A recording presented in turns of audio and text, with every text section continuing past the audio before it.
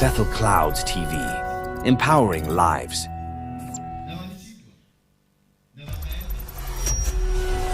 Bethel Clouds TV, empowering lives.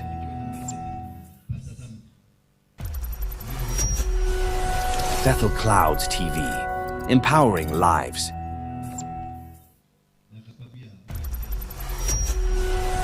Bethel Clouds TV, empowering lives.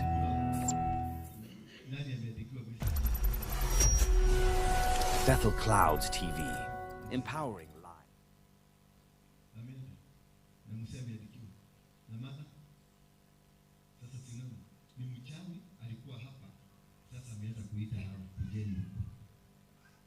Hata kuna wengine wako huko sasa wanatuchukulia kwenye tunafanya. Hawezi moto ile iko hapa, hawezi toboa. You don't need atuhitaji sasa kuomba atutoe baba tutafuka. Tulishafuka. Baba takisha moto hapana, moto ulishawaka. Bwana Yesu asifiwe sana.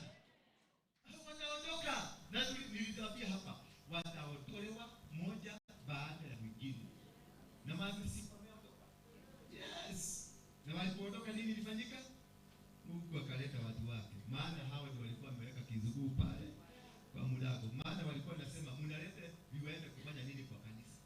Mbona sio jeshi yake kanisa hili? Na idea na benda ni ilanuka. Niko baba kanisa hili. Mimi wa kanisa. Mimi si wa kanisa. Hii ni kigoko? Yes, ni akila mtu anayenuka, asiyenuka, wote ni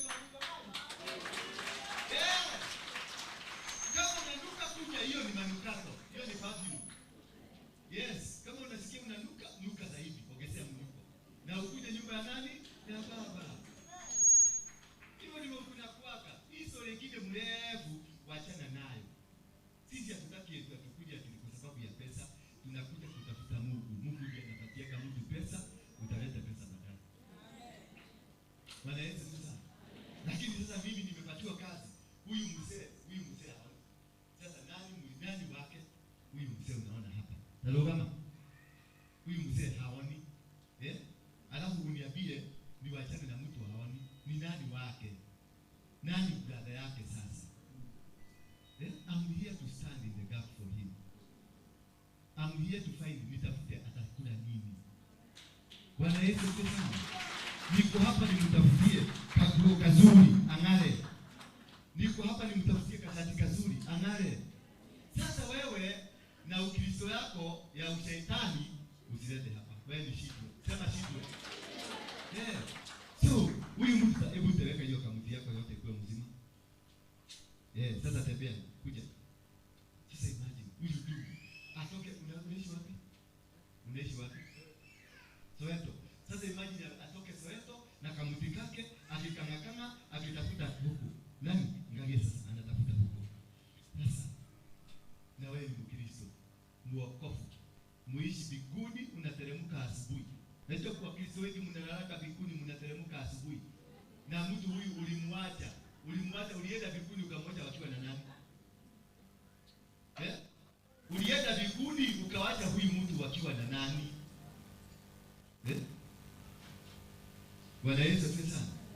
So we must lazima tusaidie hawa watu wasimame. Wakule chakula. Si maombi tu. Ati baba anaenda kukubariki hapana. Kwanza kabla baba teremke mpatie chakula. Baba akuta mtu amefanya nini? Baba akuta mtu ameshiba. Asikute mtu wako na njaa, akute mtu anashiba. Ameshiba. Ndio hata baba kimpiga akianguka chini na akuka anasikia. Ni kama sipochi. Sasa huyu kimwagusha huyu ataanguka tu, anguke akianguka. Alafu uanze kesi ya mada. Na ukifanya vizuri upatie kilo 5 ya uka akule. Asanteni sana kwa my partners ambao tumekuwa na wao. Hakika mmeonyesha upendo wa ajabu. Mimi sijai kuona watu wazuri kama nyinyi. Na nilikuwa nimeambiwa nyinyi ni wakora. Partners, mimi nilikuwa nimeambiwa nyinyi ni watu wabaya, nyinyi ni wakora. Hata nilikuwa nimeambiwa ni wafukuzi. Mimi sikuwa nafikiria kuna kitu walikuwa wameona ndani yenu. Ndio kwa maana walitaka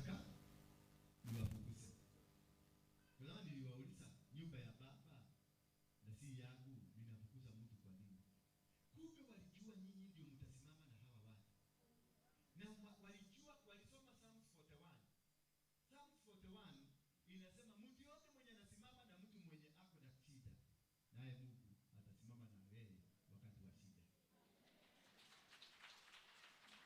Kumbe walikuwa wamenikamata, wamenifanya the slave. Haleluya. Yesu walikuwa wananiambia ukileta watu hao tena hapa tutaondoka kanisa na utashindwa kulipa rent. Na sasa anaweka ile kukata masije msiki. Lete haraka.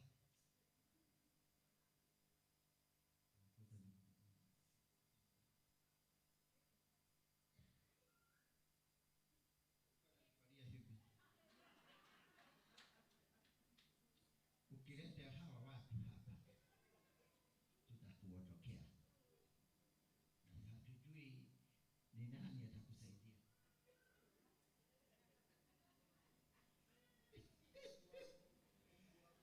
Sasa mimi nikawaambia ondokeni. Na kama mngejua mngiondoka jana. Si leo, mngiondoka nini? Jana. Sasa nikwambie tangu waondoke. Tangu wafanya nini? Kwa sababu wengine wao waliondoka. Sasa hizi tumepata watu wametusaidia. Tuko na magunia ya mahindi 1, 2, 3. Magunia 100. 100. Sema 100. Nikimwaki wakiwa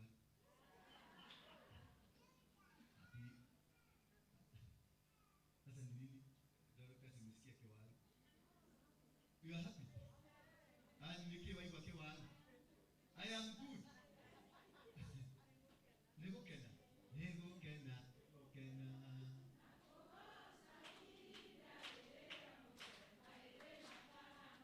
Haya. Mahali madane kaje. Sasa nataka partners jipigieni makofi. Nataka sasa tuingie kwa maharagwe, mahindi sasa tumetosha. Hiyo tutasukuma na hawa watu kabisa. Ni mkulia. Mpaka wanone. Mkulia. Yes. Na nataka mjiandikishe. Kuna form na nimepatiana, lakini msilipe pesa hata kidogo.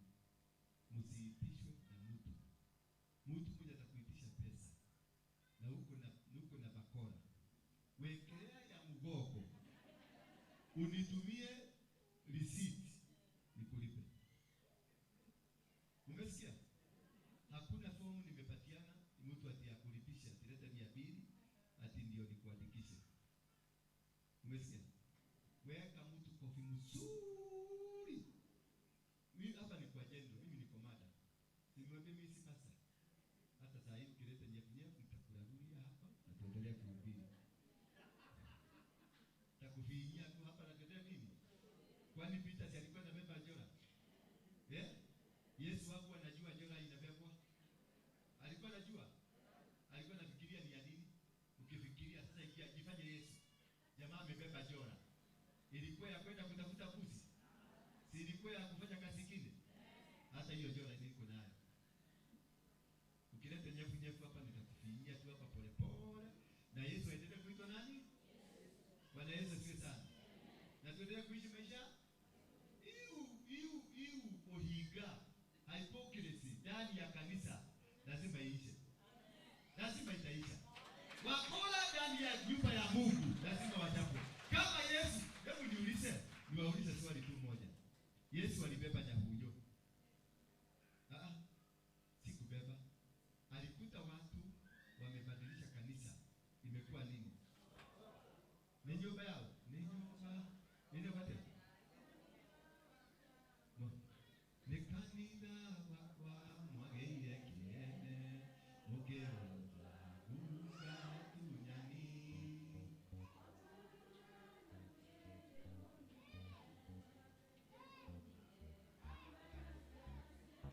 Tabatike.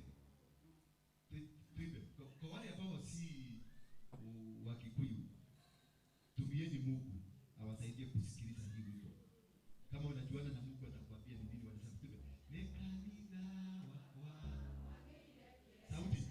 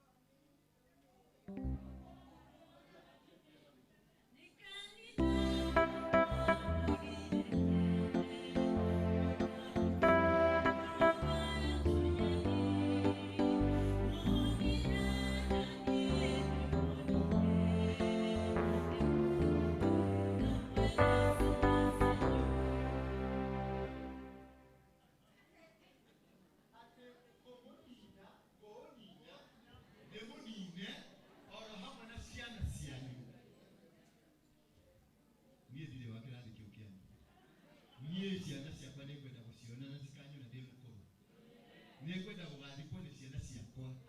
Tibi ngandika ciana ciakwa. Haleluya. Na kwenda makaandika ndina miaka 300. Bwana asifiwe sana. Yaani kumbe kuna wimbo inasemaka hivyo. Na huyu jamaa akaikia ndani ya hiyo nyumba. Akatoa nyakunyo. Hapo kulikuwa na duka ya Wamasai. Hapo karibu kulikuwa na duka ya Wamasai. Alitoa wapi nyakunyo? Alikuwa anabeba ya nini? Niambie, alikuwa anabebaka ya nini? Ya kwa nini? Sasa imagine ako na pita na panga na ako na nyakunyo. Na si yeye peke yake alinyorosa hawa watu. Hawa watu wake wote walinyorosana. Kwa hivyo kila mtu alikuwa amebeba nyakunyo na panga. Ukugate mbele hapo. Kugate lele. Wotiri odo wana yoga kaina gai watu. Utohoria. Nimehulete. Kwa hivyo tujenge kanisa ya Mungu. Nilikuwa nasoma kuhusu historia ya mtu anaitwa Hezekia. Hezekia alikuwa mfalme na alikuwa nabii. Na mimi nikajikuta naitwa Hezekia. Na Hezekia alifanya kitu inaitwa restoration. Kulete kanisa ya Mungu ikasimama, madhabahu ya Mungu ikasimama. Akarekebisha mambo yote ambayo yalikuwa machafu katika nchi hiyo, akayarekebisha yakakuja yakasimama vizuri. Si ndio? Si hata mimi wacha nifanye hiyo kazi ya Hezekia. Yes. Maana si mimi naitwa Hezekia. Kwa hivyo ni kuweka kila kitu laini. Hapa mnakujaga hapa tunawapatia ka kitu pale. Si eti ni lazima tuwapatie. Si lazima. Lakini Mungu ndiye ametuamurisha. Lakini kama ni mimi nikiulizwa, ningekataa kuwapatia. Maana wewe si kulana yako, si sita yako. Lakini mwenye hizo vitu na mwenye mimi na mwenye hapa akaniambia hawa watu wakikuja usikose kuwapatia kitu ya kukula. So ningetaka kukua na nyinyi kwa muda mrefu, ningetaka kuona mabadiliko katika maisha yenu.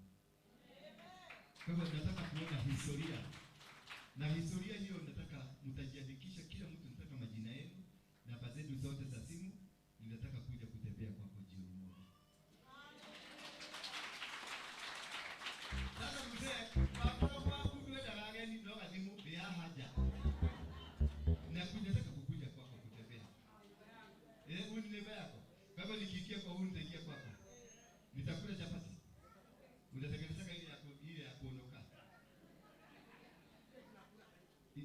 Hiyo mnakula?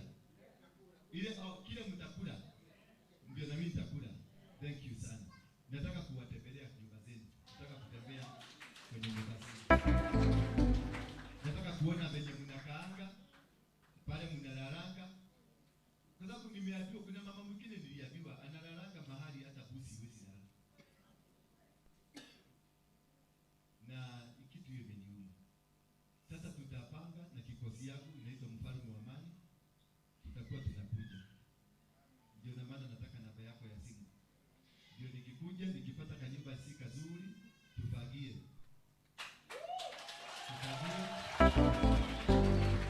Na kama hauna mahali pazuri pa kulala, tuchake na partners waliniambia tuende sasa mbele. Tuende hapo tununue kama mattress kazuri, tupiga kakitanda hata kama ni kadogo hivi, upate mahali ya kulala. Ndio. So partners ndio kazi ndio kazi. Sasa every Saturday moja tutakuwa tunaenda watu kama 20, wengine wanaenda Kawakwale, wengine wanaenda huko kwenu kuna Kiambio, huko kwingine tunaenda Soweto. Tunagawanya vikundi, tunaenda kwa kila nyumba ya hawa watu wazee, tunaangalia wanalala namna gani. Kwa sababu unaona amevaa kaguo na labda ni kuomba aliomba neighbor. Hawa watu nafikiria hiko ni yao. Kumbe ni ya neighbor ndio atokee sisi. Anakuoga hana nguo. Bwana siku sana. Na ukienda kwa nyumba ya huyu mama, wardrobe yake mpaka amefunga na kamba ndio nguo zitoshe. wardrobe yake ni kama amefuga na kaba ndio kuosipata nini. Mimi kwa wardrobe yangu niko na trouser 300 na zivai. Kuna trouser sijaivaa na kuna mtu hapa hana nguo. Aliomba nguo ya kukuja town leo. Tutajuaje kama hatutaenda kuwatembelea kwa nyumba? Sasa nataka tuanze hiyo mission. Mfalme wa Amani Foundation tuende huko kwa nyumba. Kanisa kuna siku moja sasa hatutakuja hapa. Tutaenda kanisa kwa kila mtu.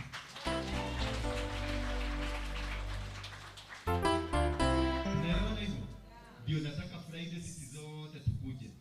Tuombe maombi ya kutukubalisha tuende kwa nyumba za watu. Maana unaweza kuingia nyumba ya mzee kama huyu.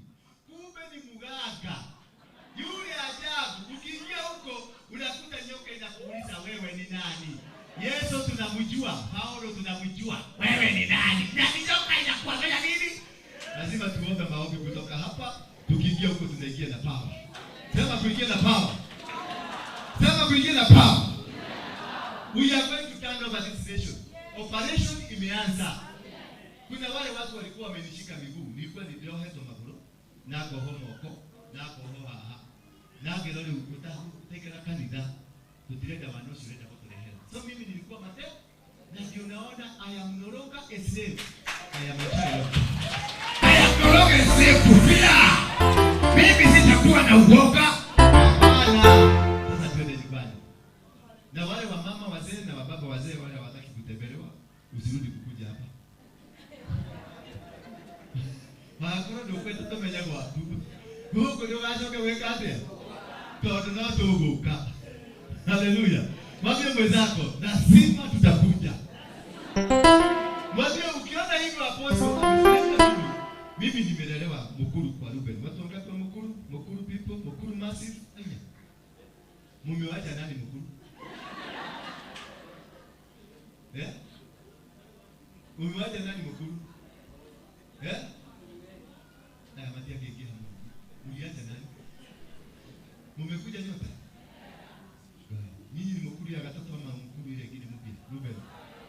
Ya Gatoto. Hapo kwa waduta. Hapo ndio nilikuwa nauziaga mutula. Unajua kwa waduta kwa maji. Hiyo nyumba ilikuwa hapo. Hiyo ni nyumba yangu mpaka saa hii. Hiyo opposite hapo. Nini? Kwa Gatoto. Wewe huko ndio kwa Gatoto ni kushule na huko mbele. Mimi nilikuwa hapo kwa nani? Simba. Huyu ni kwa Simba kuu, si ndio? Huyu alikuwa kama mimi namjua. Huyu alikuwa anakula busaa ile ya kulicha. Si ndio? Si ndio? Alikuwa na wazee hapo. Na ule nani alikufa? Ule mwenye nyumba hiyo Simba kuu. Ule mlui alikuwa na baba hapo. Anaitwa nani? Ni kama alikufa. Mwanaume alikufa, akaacha bibi. Bibi ndiye anausaka mbuza.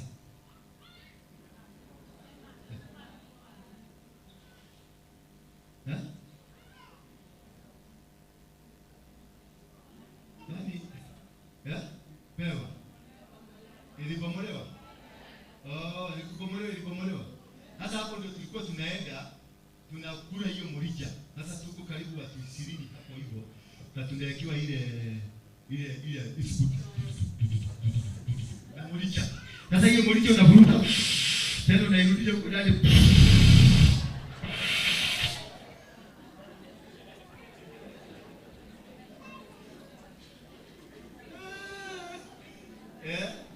Malaika siwe sana. Na tuliishi. Si mnaona nimeishi? Ungeweza kufikiria nikitoka Mukuru. Na watu walikuwa wanasema nitakufia Mukuru. Hapo kwa hiyo msendio nilipigiwa risasi hapo. Ukiwa na Kaitano, Kaitano. Hapo kwa Kaitano hapo nje ndio nilipigiwa risasi ngapi? Askari Buja, alikuwa anaitwa Buja. Mnakumbuka askari alikuwa anaitwa Buja? Alinipiga risasi ngapi? 2, akaanza kama nimekufa. Nikaeko kwa Land Rover, kufika pale kwa daraja huko kwa daraja nikafufuka. Nikakaa pale karatasi. Nikafufuka nikatoka. Niko na size za kuishi dunia hii. Mwambie mwenzako tuko na size. Watawacha kama umekufa, wanakuja umefufuka.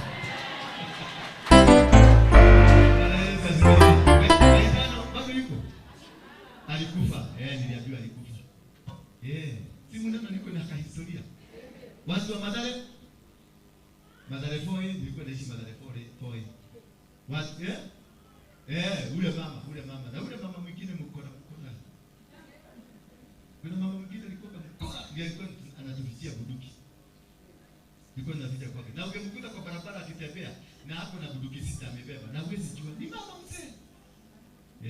Huko Mathare. Kuna na Gitare Marigo, watu wa Gitare Marigo. Gitare Marigo ndio tuko. Gitare bado iko mailisha. Iko Dadora. Phase 4. Huko ndio nilikuwa tunakaa tukiwa na rasta na wanobo. Sasa nataka kukuambia tunajua kusurvive. Hallelujah. Tunajua kusurvive. Na tumekaa vizuri na Mungu. Hiyo hapo kwa Gaitano, hizo choo za hapo juu, mnazijua? Zinachota kwa ngapi usiku? Watu wanatoaga aje? Zilipomolewa? Zilikuwa zinatolewa aje hiyo chafu?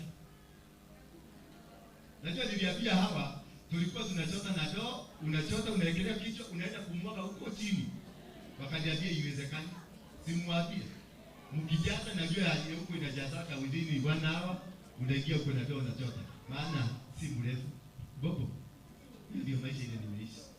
By the time nifike hapa, uliza wale wako na historia yao, wale watu wa Mukuru watakwambia pale tulikuwa na wao.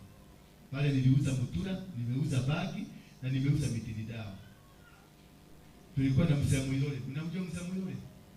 Yes, tulikuwa tunauza mitini dawa na yeye. Ilikuwa sukari guru na nini? Na yogurt, si yogurt. Ile inaitwa nini? Yeast. Yeast na sukari guru na maji na sukari ya kawaida unachanganya 2 days inakuwa pombe, watu wanakunywa wanalewa. Ukikunywa sana mwezi mmoja unakuwa ni kama umejibleach. Maana yeast inakushughulikia kwa mwili. Bwana asifiwe sana. Hiyo ndio ilikuwa maisha yako. Na mimi nafurahia. Na huyu Mungu amenisaidia. Nimefika mahali nimefika. Kwa hivyo ninasisitiza kesha ni lazima. Watu wa Mukuru, kesha mkuje kesha. Nyinyi wote mkuje kesha. Kuna madhabahu nataka kuinua siku hiyo. Na nitawafundisha jinsi ya kuinua madhabahu. Na mtaona Kenya hii itabadilika. Na wale watu wanaleta nyefu Kenya hii, tutafanya PO box. Mzee alienda kutafuta shamba huko juu. Nasikia amepata shamba. Mahali wataenda kupumzika. Bwana asifiwe sana. Tuko na women conference ambayo tutapangiwa na secretariat. Siku ya women conference ningetaka wamama tukuje, wamama wazima kutoka miaka 18 mpaka miaka 500. Umesikia? Wamama tupu. Tukuje tuongee. Mimi tu peke yangu ndio itakuwa mwanaume, lakini tutafuta bodyguard, msinilemee. Sasa hapo tutaongea shararuku. Sema shararuku. Tuongee yote. Baka tukitoka hapa, ukiteremka hapo, utaenda ukisema nimeona Mungu. Amen. Kwa hivyo tutapangiwa siku, tutatangaza kabla mwaka uishe, ndio tukuje hiyo conference ya wamama. Bwana Yesu asifiwe sana. Pia kuna wale watu walizaliwa. Kuna wale watu walifanya nini? Unajua mtu alizaliwa? Unaweza kujua mtu alizaliwa? Inua mkono kama unajua mtu alizaliwa. Inua mkono. Mtu unajua mtu alizaliwa. Okay. Nyinyi mlitoka wapi? Nyinyi hamkuzaliwa? Na mbona uinui mkono juu? Si wao walizaliwa. Kwa hivyo tunakuwa na birthday. Every Sunday katika ibada, katikati ya ibada tutakuwa tukisherehekea birthday ya mtu. Kwa hivyo kama unajua Sunday inakuja, wewe uko na birthday Sunday inakuja, tutakucelebrate hapa. Kisha unakuja tunakucelebrate hapa. Tunakuibia happy birthday. Happy birthday. Wale hata kama wewe ni mzee, ile kitu utatuambia, usituambie miaka yako. Kama wewe ni msichana, najua wasichana wazee kaki. Wewe kana miaka yako, wewe tuambie ile siku ulizaliwa. Kama ni Sunday inakuja, wale watu wote watakuwa wamezaliwa kutoka leo mpaka Sunday. tutawasherehekea pamoja. Na tutawanunulia kila mtu biskuiti moja moja, wajisikie wamekula keki. Si ndio? Aha, msimunipigie kama kofi. Kuna jambo lingine nataka kulianzisha, kitu kinaitwa worship experience. Tutakuwa na kesha this Friday, tunakuwa na kesha wiki ya kwanza ya mwezi. Ndio tunakuwa na kesha, na bado tunakuwa na Holy Communion. Leo tuko na Holy Communion. Leo tutakula sakramenti. Leo tutakula nini? Mpaka huyu mama amemeza mate. Dekele yangu. Yes, na tunataka tukue wiki ya pili ama ya tatu kulingana na baada tutaangalia vizuri. Nataka tukue na Friday ya worship experience.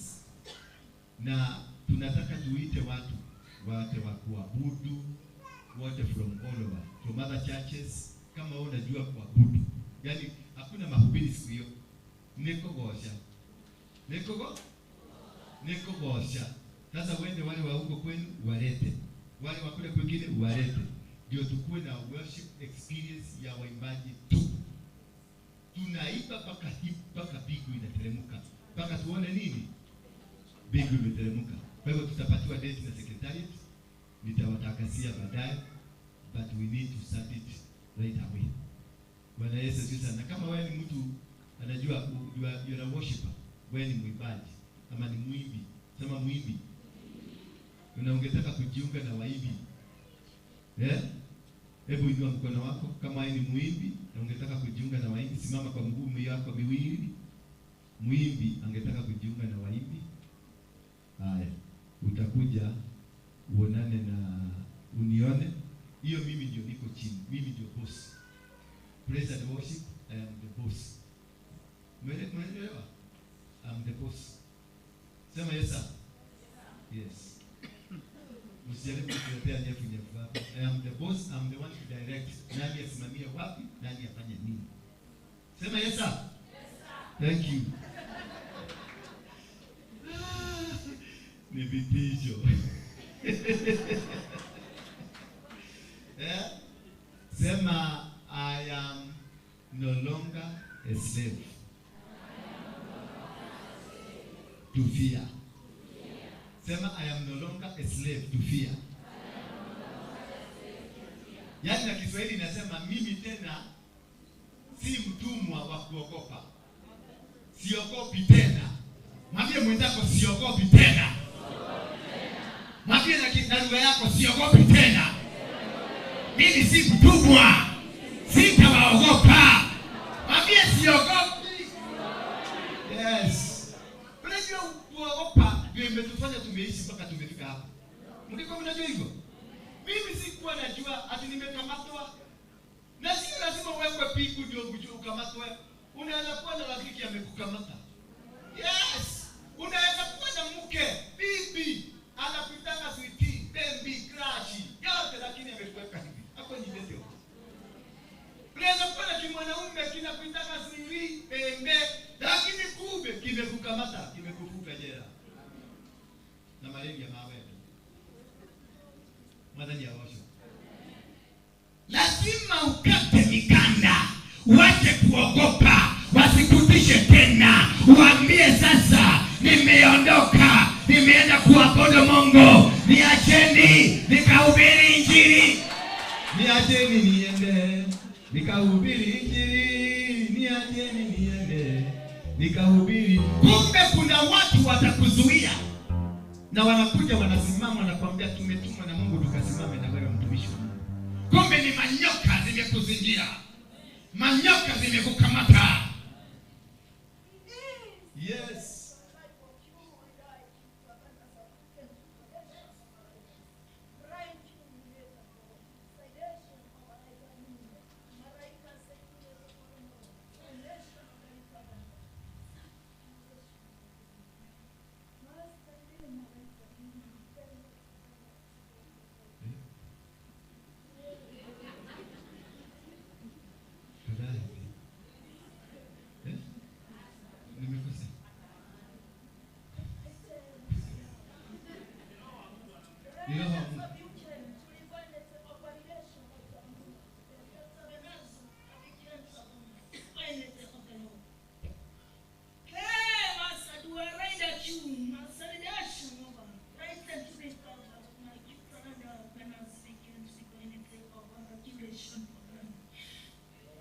Master.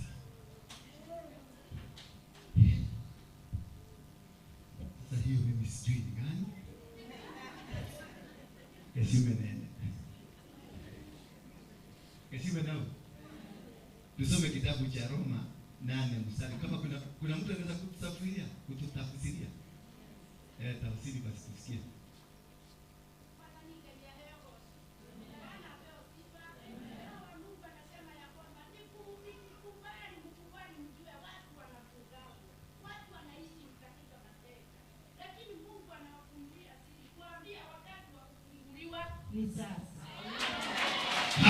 Kumbe maneno iko namna hiyo. Yaani huko ndiko mauga. Leo ni siku ya kufunguliwa. Mwambie mtu leo ni siku ya kufunguliwa. Tusome kitabu cha Roma 8 mstari wa 15. Romans 8 verse 15. For you did not receive a spirit of slavery that returns you into fear. Yaani haukupokea roho wa kushikwa mateka. Haukupatiwa, sikupatiwa kazi nikuje nikuwe mateka. Sikupatiwa kazi ndio vimama vidogo ama wababa wa fulani ama wanaume fulani wakuja waniweke kwenye mnara wao. Wakuwe wao ndio wananiambia jinsi ya kufanya. Nitafanya Mungu alivyoniambia. Nitafuata maagizo, nitafuata njia za Mungu peke yake. Ushaikuwa wanaume? Ngoja niongee na wanaume. Ushaikuwa na mwanamke ni girlfriend yako ama boyfriend yako, lakini ukiinua mguu na kuuliza unainua ukipeleka wapi? Ukigeuka hivi na kuambia unanimalizia hewa. Ukifanya hivi na kuambia lazima ubaye town. Ukikaa hivi nasikia lazima uende hivi. Acha nikwambie, leo ni siku ya kukata hiyo mikanda. Leo ni siku ya kukata hiyo mikanda. Leo ni siku ya kuachana na wewe. Leo ni siku ya kuachana na ubatuli. Leo ni siku ya kuachana na umasikini. Leo ni siku ya kuachana na mateka. Leo ni siku ya kuachana na wao ambao walikufanya ukakuwa mtu hopeless. Wamekupelekea mpaka umekuwa masikini, haujielewi, haujijui. Umeishi mkuru kwa Ruben mpaka unakuja kwa karatasi, unarusha juu ya mapati. Leo ni siku ya kuondoka huko. Leo tunaondoka. Leo tunahama. Nipatieni ya Kiswahili. Watu wa mkuru hawakusoma sana. Mnajua Kizungu? Haya. Kabisa. Makofi kwenu. Napenda. Kama kuna watu napenda, ni hawa watu. Hata niwakaribie tu nisikie ni kama nimeenda mkuru. Hata wewe ni wa mkuru. Wapi? Wewe wa kwa chibu. Na wewe tajiri yetu. Naona wewe.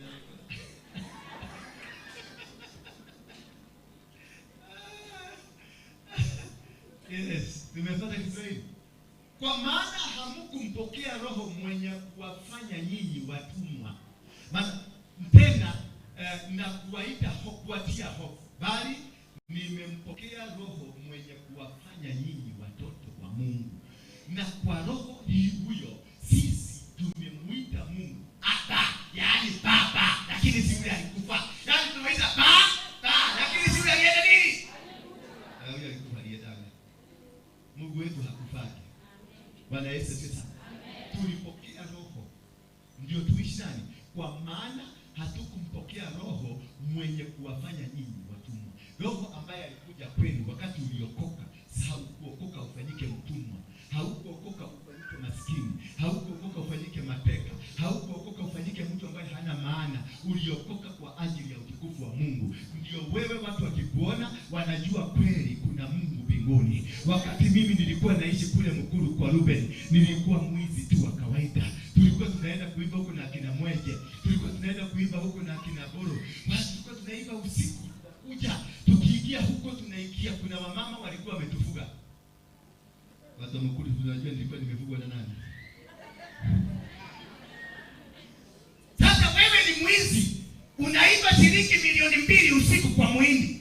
Lakini hiyo milioni 2 utaipeleka upatie mwanamke ambaye amekufuga kwake. Sasa yeye ndiye atakuwa akikugawia pesa. nyumba za hao waizi? Si mnaishi kwa hizo nyumba za hao? Nani aishi kwa hapa? Nani anaishi kwa mwenye? Watu wangu marafiki zako. Bwana Yesu asifiwe sana. Sasa tulikuwa tunaenda tunaiba.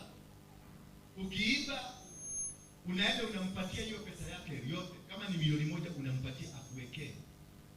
Yaani uko na akili ya kuiba, lakini hauna akili ya kukaa na pesa. Sasa ujue Kamutebe ndiye kanafanyanga kazi. Na ukimkabidhi hiyo pesa tu hiyo, kesho yake lazima ushikwe na buja. Sasa atakuja kukutetea huko Idasioni. Na akikuja kukutetea anakuambia wameitisha shilingi milioni 2.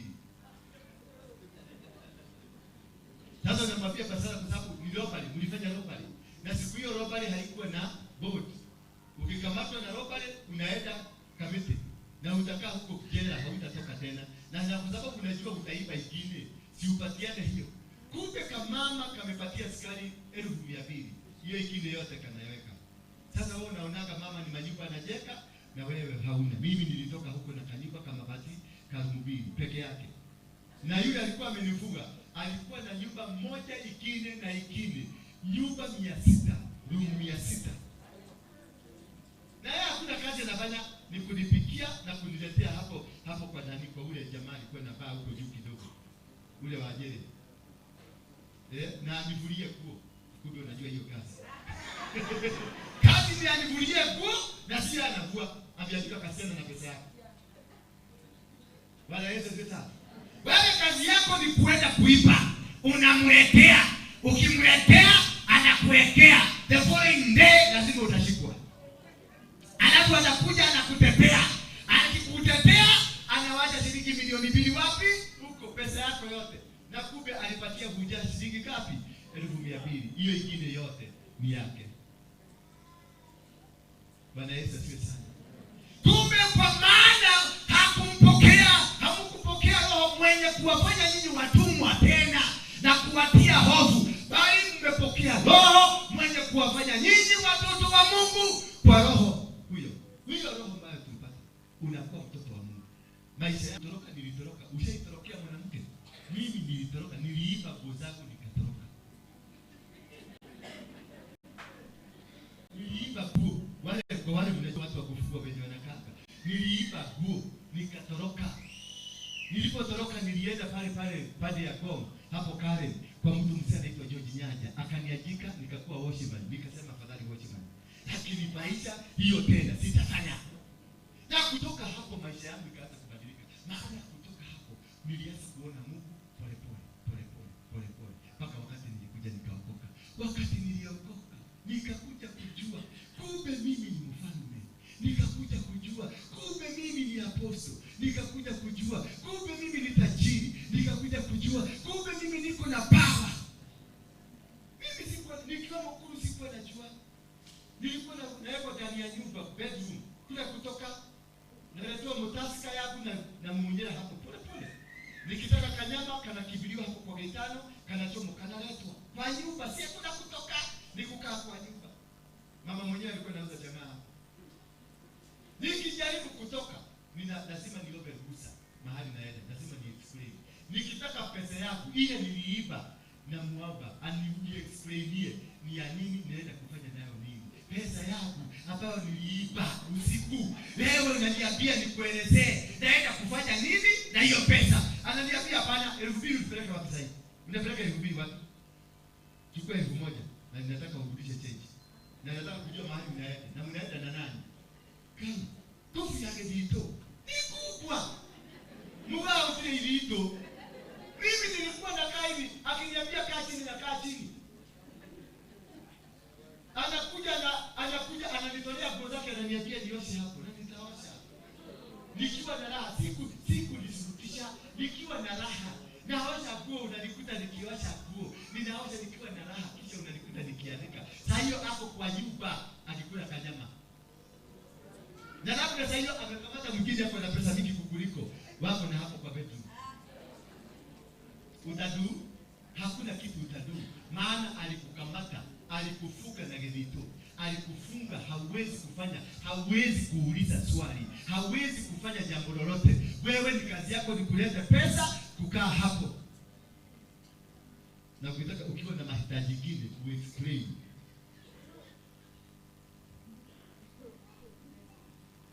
Kama kila hapo sio lazima. Tulikuwa tunawaita kamba, tulikuwa tunaita kamba ile mkufunga. Hakuna kutoka. Yaani ukiiba tu akili zako zote zinakuonyesha ni huko. Wakati hauna anakurusha nje, unaenda kulala kwa baba. Wewe hauna, wakati pesa inaisha, hauwezi ingia kwa hiyo nyumba, maana kuna mtu mwingine amekuja na pesa. Kuna siku moja nililala kwa mlango hapo nje nikimjaribu kumpepeleza. Anapiga duru kama Mkapa ama Mjaluo, ndio nisikie ni nini inaendelea. Nililala hapo nje. Na siwezi enda, na ananiambia nikukose hapo nje. Unamwambia mama siende. Maka unalala ukikohoa ndio asikose kusikia sauti. Ndio asikie bado haujaenda, maana kesho hautafunguliwa hiyo nyumba. Msemo nyako saa hiyo kama ameenda. Hiyo ndio kufungwa maisha. Hiyo ndio kufungiwa maisha. Niliishi maisha hayo miaka 5 bila hata kuenda nyumbani kwetu. Mama yangu alikuja kunitafuta, na huyo mshosho alikuwa na miaka 30 mbele yangu. Saizi ako na kitu 70. Alikuwa na miaka 30 mbele yangu. Nikiwa na miaka 17 alikuwa na miaka 50. Basi bado nilikuwa toro daka ni handsome. Na siwezi enda. Siwezi. Asubuhi nikiamka mimi nimeiba milioni 2 nimempatia, lakini ananiamsha asubuhi ananiambia nenda ukaosha nyumba. Utanikuta hapo na dasa kama.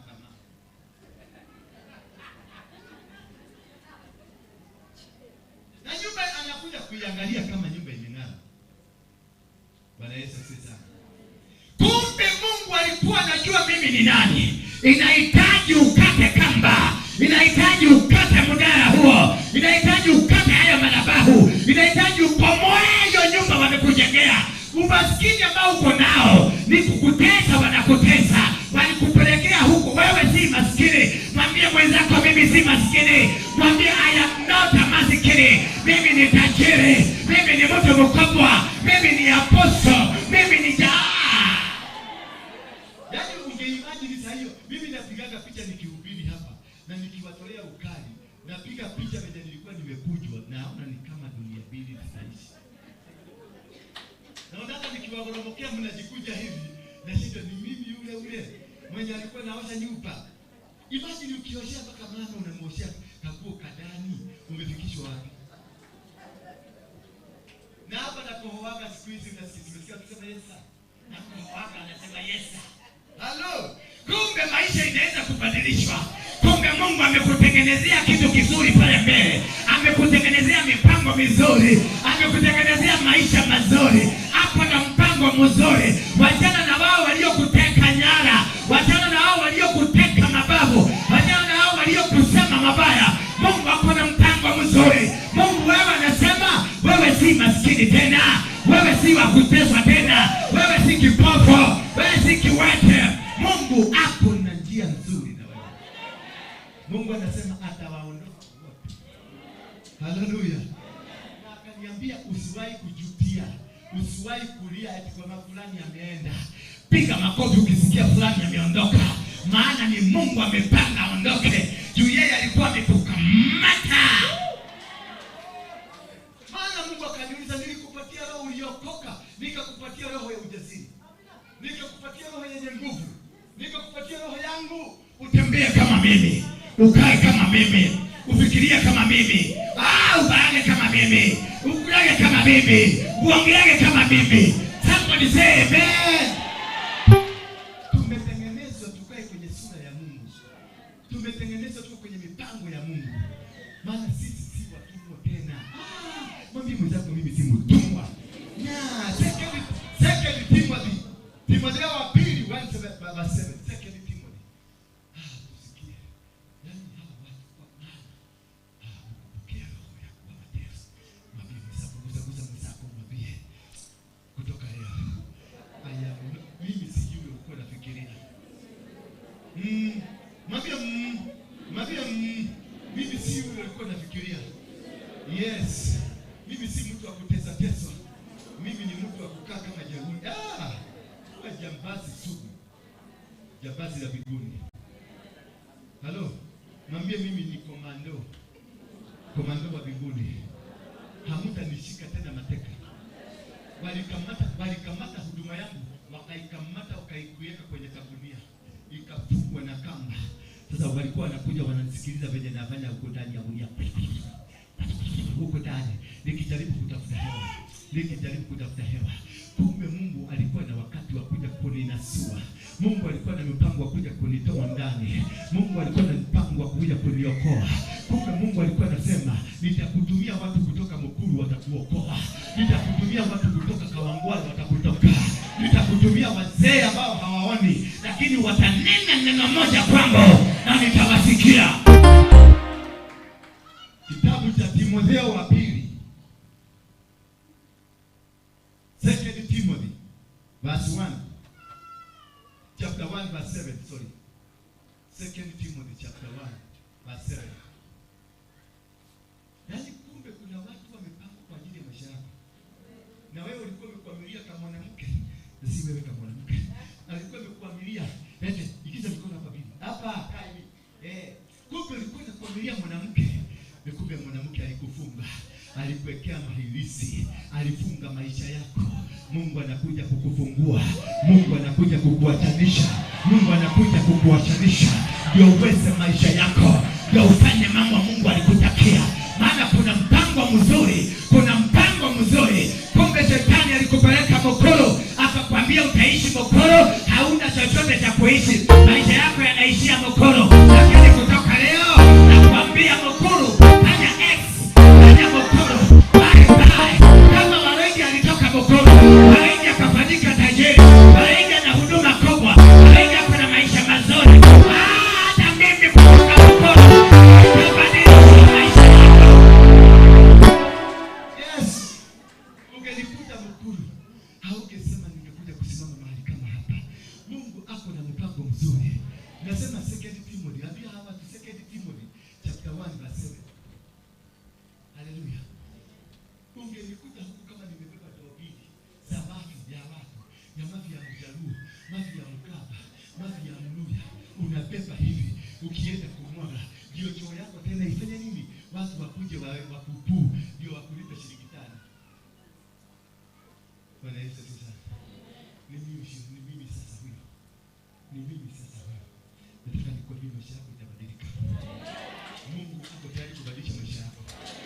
Kama ni maisha yako ilibadilika, hata yako itabadilika. Usijali unayoyapitia sasa. Maana mimi nilikapitia. Wakati nilitoroka Mukuru, alafu huyo mama akaambia Buja, huyo mtu wangu ameniibia pesa, ukimuona mahali mpige risasi.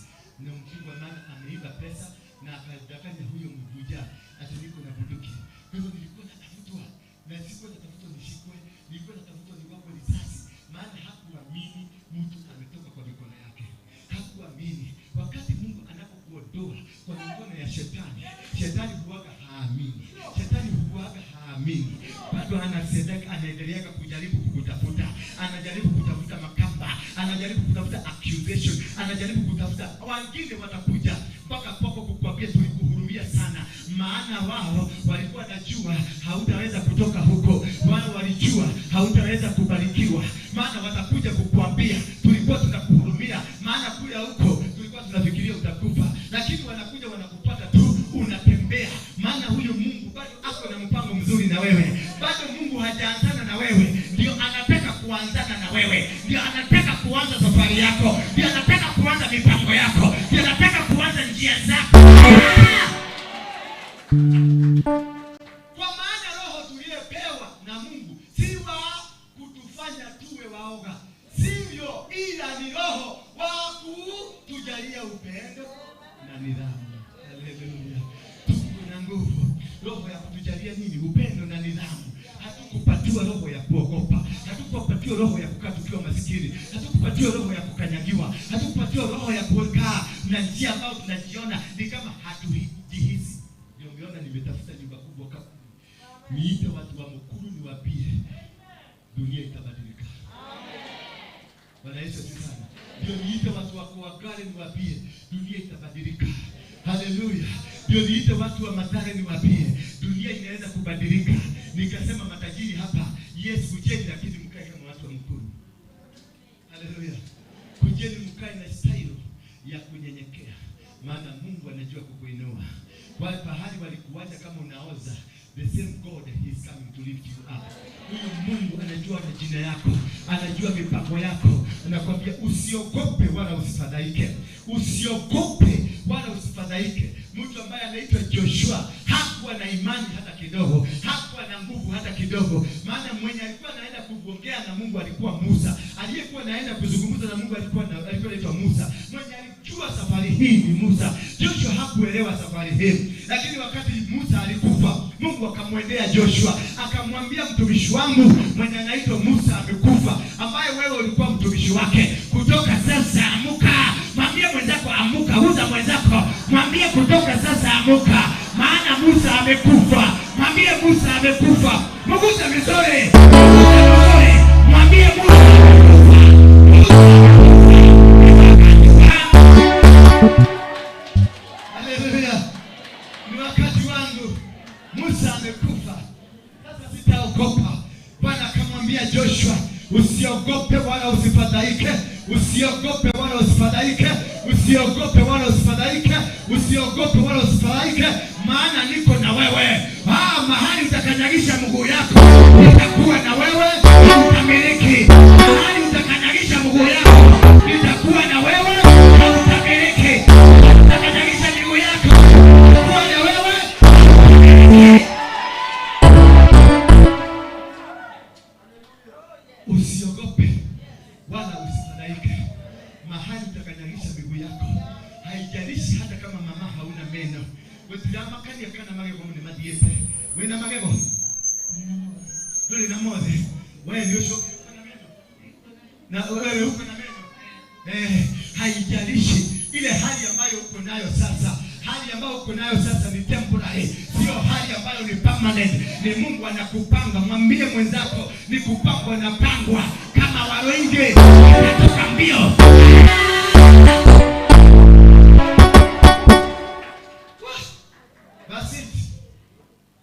Mwambie nikupanga ulipanga.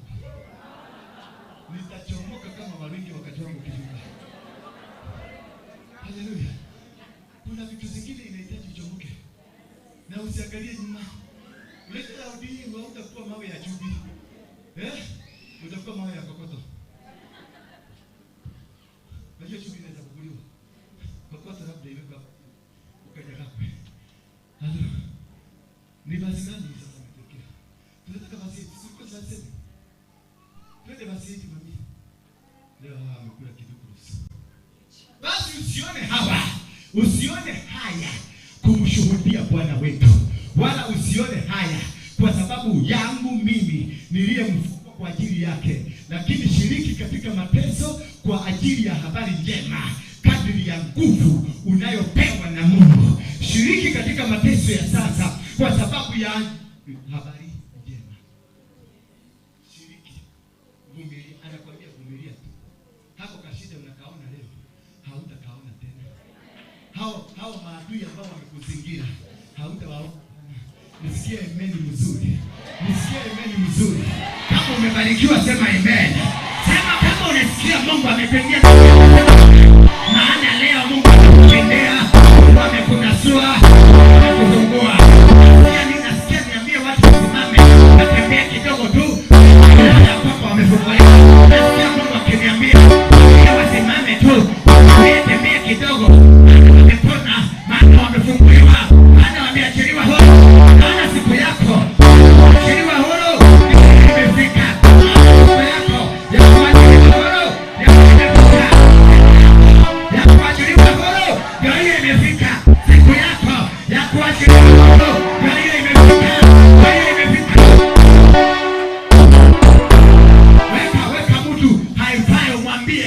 imefunguliwa. Weka 10 weka 2 10 ni 1 2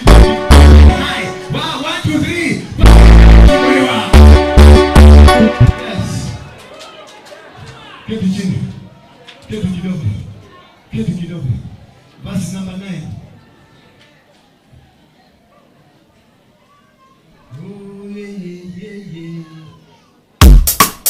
Tupatie kitabu cha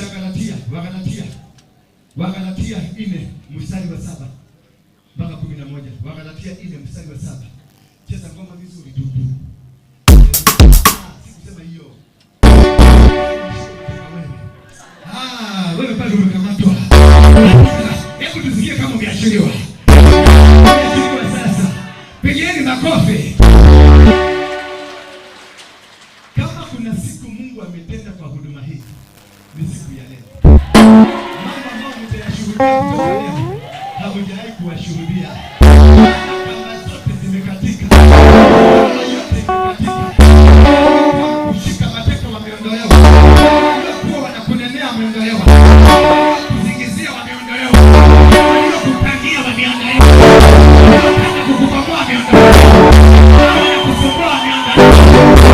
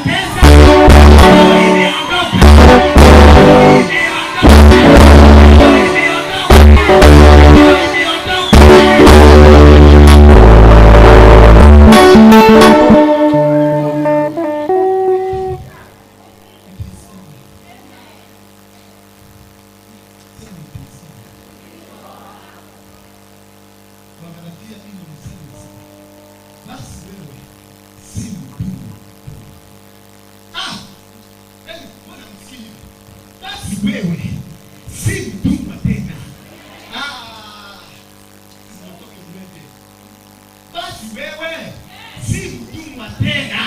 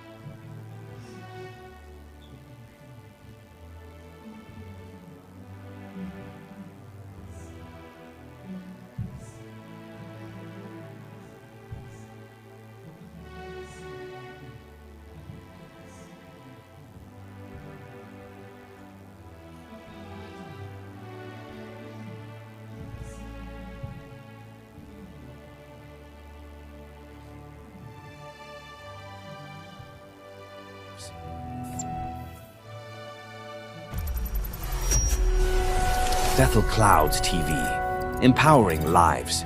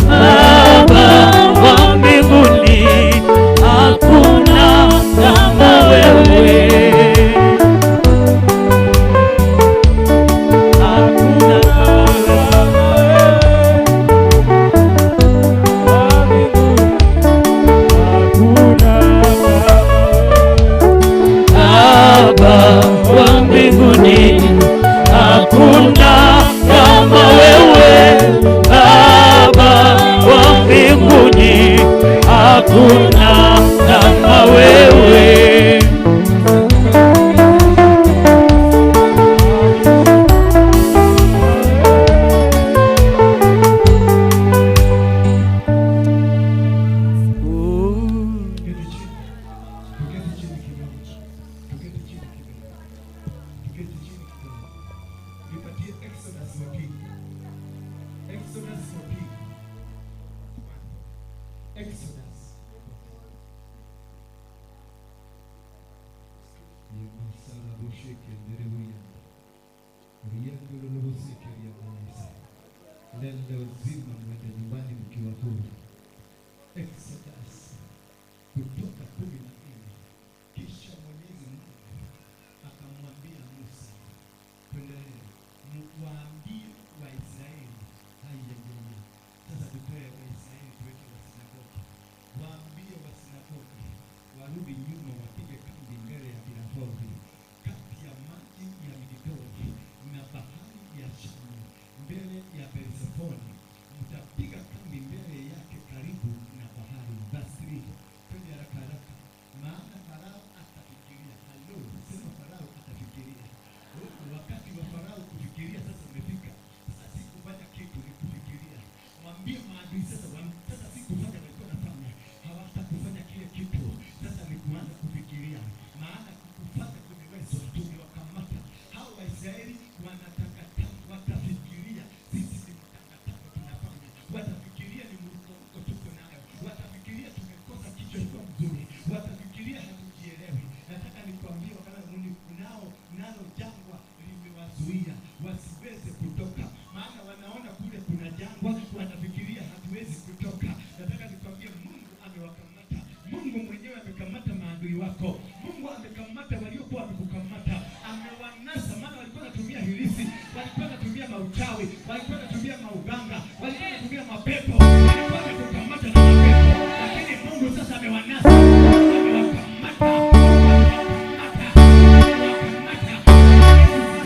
Kufanya kile kitu ni kufikiria tu wataanza. Hapo mimi nitafanya Farao kuwa mkaidi, naye atawafuatia. Nami nitajipatia utukufu kwa kuangamiza yeye na jeshi lake.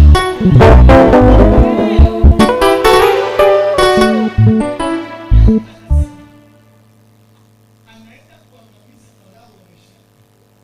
Yeye pamoja na jeshi lake lote. Ando, yani nataka nikwambie hivi. Sio eti anakuangamiza wewe yeye peke yake. Pamoja na jeshi lake lote litaangamizwa, litabomolewa. Na jeshi lake.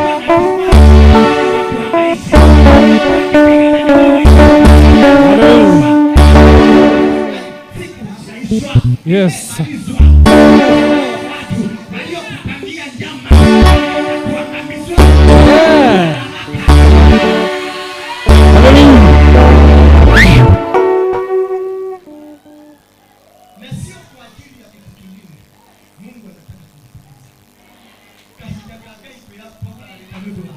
Hallelujah. Mungu wako kujulikana ni sasa.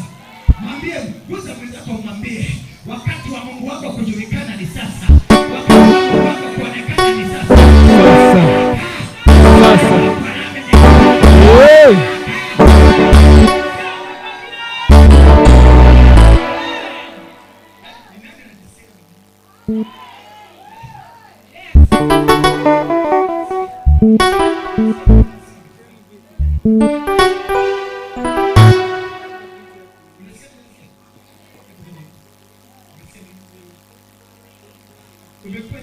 Umesikia nyinyi ama nyinyi?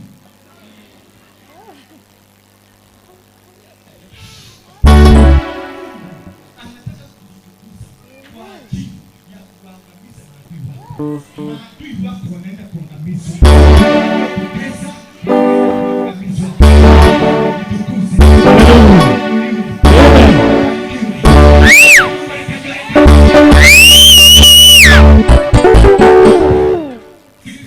Hapo kwa Misri watatambua ya kwamba mimi ndimi Mwenyezi Mungu. Basi Waisraeli wakafanya hivyo. Kile unachohitajika kukifanya ni kukaa jinsi Mungu amekwambia. Wachana na story mingi, wachana na mipango mingi. Mwambie mwenzako relax, cool. Relax. Kama ni mwanamke, mwambie cool baby. Cool baby. Relax. Relax.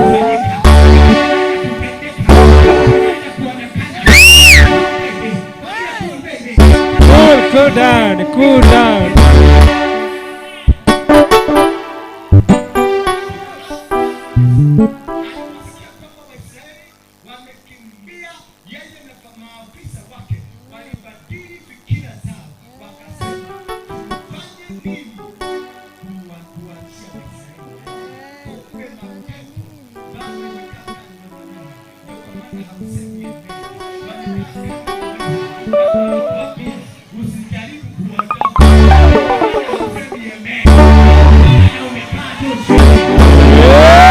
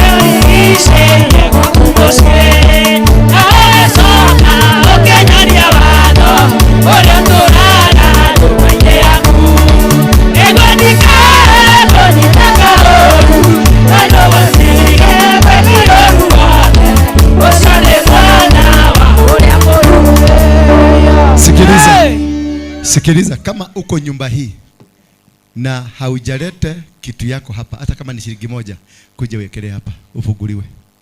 Hata kama ni shilingi uko nayo, kama uko kwa nyumba hii na haujalete, simameni tu, usikae chini, maana kuna kitu Mungu anafanya kutoka saa hii. Kimbia haraka, kimbia haraka. Hata kama ni shilingi moja, wekelea kwa madhabahu. Hata kama ni shilingi 10, wekelea tu kwa madhabahu. Kama uko kwa hii nyumba, usiseme mimi ni mzee ama mimi ni mtoto ama mimi ni kipofu. Ulete shilingi yako moja, wekelea hapa. Nikufundishe jinsi ya kufungua madhabahu yako. Wekelea tu hapo, wekelea tu hapo. Yes. Harakisha, harakisha, harakisha. Kimbieni, kimbieni haraka. Kimbieni. Verse 13 na 14. Wekelea tu hapo, haraka haraka. Haraka haraka kabla mlango hujafungwa. Wekelea hapa kabla mlango hujafungwa. Siku yoyote ukienda, hata kama umeitwa, hata kama unaambiwa unaenda kupatiwa kitu, beba. Ukisikia unaenda kwa nyumba ya Mungu, unabeba kitu cha kujishikanisha. Haya, mmemaliza? Mmemaliza? Yes. Thank you. Yes, sio ikiendelea tu hapo. Thank you. Thank you kwa kuradhime. Sasa maneno iko hapa. Verse chapter 14 verse 13 inasema hivi. Mose akawaambia Waisraeli, msiogope. Halo, sijui kwa nini sisikii amen. Amen. Mose akawaambia Waisraeli. Mose akawaambia wanasinagogi, msiogope. Amen. Kaeni imara. Amen. Leo mtaona jinsi Mwenyezi Mungu atakavyowaokoa. Maana hawa wa Misri mnaowaona leo, hamutawaona tena. Hawa maadui ambao mnawaona leo, hamutawaona tena. Hamutawaona tena. Hawa waliokuwa watesi wenu, waliowanyang'anya, waliowatesa, waliowaonea, waliowadhulumu, waliowanyang'anya, hamutawaona tena. Utikomona leke maadui wenu. Sikiliza. Sikiliza. Nirudie tena. Sijui amukuelewa. Nataka tu muelewe. Maana roho wa Bwana anashuka. Na already anashuka, kuna watu wanaanza kushughulikiwa sasa. Mose akawaambia Waisraeli. Mose, sikiliza, wachana naye, kuna watu wa kumshughulikia, wachana na wao. Wachana na wao, kuna wale wahusike. Yes, mulete padi hii. Wahusike peke yao, wengine wachana na yeye.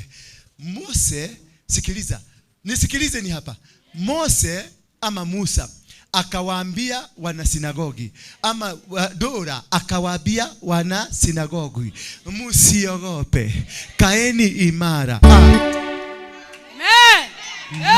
Sikiliza. Yes. Sikiliza. Yes. Nikisema kitu mnasema amen. Na sio amen ya njaa, ni amen ya kufunguliwa. Musa akawaambia Waisraeli, msiogope, kaeni imara. Amen. Leo mtaona jinsi Mwenyezi Mungu atakavyowatokea. Maana hawa wa Misri mnaowaona leo, hamutawaona tena.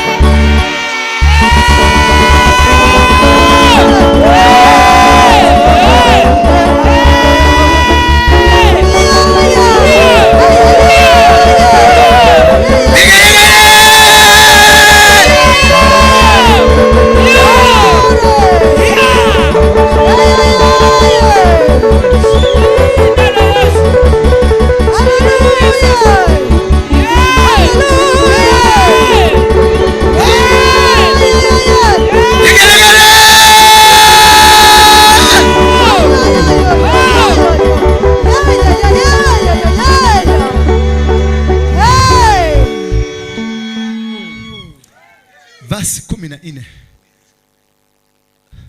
Maadui hamutawashughulikia tena. Yes. I say. Yes. Roda. Mapasta mashomara akohorera thimo. Yeah. Ne David na Sami. Ne kukana tiguo. Ashio. Ashio mekata. Ashio. Dinamorota. Ne karaka heta. Yes. Wacha tuone Mungu ambaye tunamwabudu. Naye Mungu ambaye wanamwabudu. Tuone tutapelekana wapi. Nimeinua upanga. Maana Mungu amesema Mwenyezi Mungu atapigania nyinyi. Unachotakiwa kufanya ni kutulia.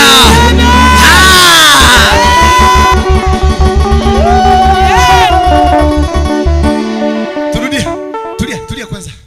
Mwenyezi Mungu, sema amen. Mwenyezi Mungu atawapigania nyinyi, mnachotakiwa kufanya ni kutulia tu.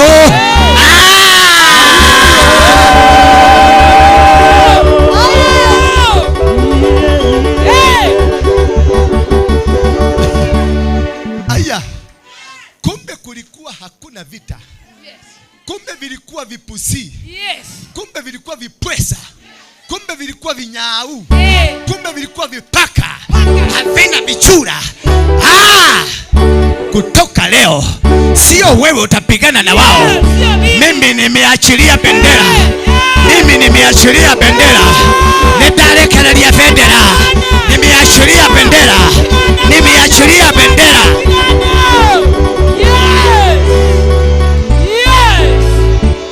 Pigana na wao Yesu.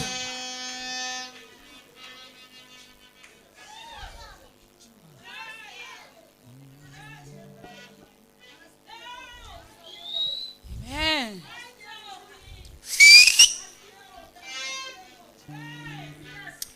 Fungua kinywa chako. Mwambie Mungu ni asante. Fungua tu kinywa chako, mshukuru Mungu dakika moja. Mshukuru Mungu dakika moja unapofunguliwa. Mshukuru Mungu dakika moja tu. Mwambie Mungu ni asante. Mungu asante kwa kusikia maombi yangu ya leo.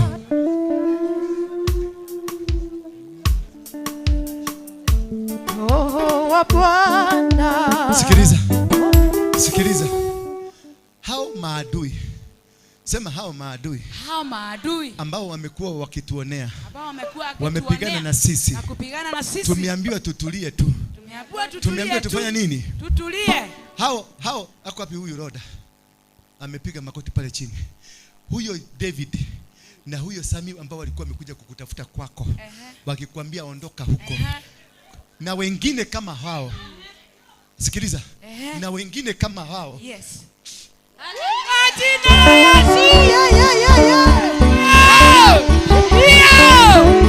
Hatutaweza. Jina la Yesu.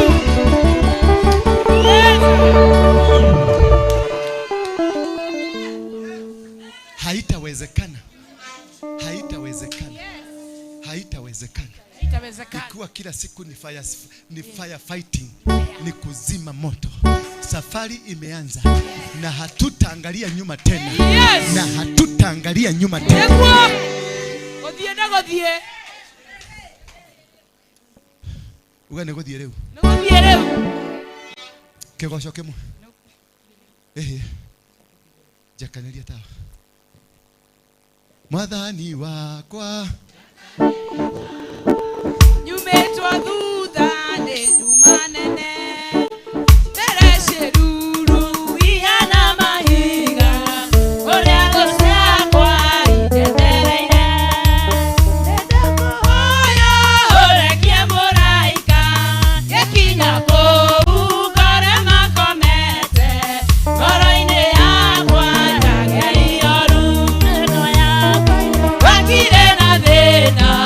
Oh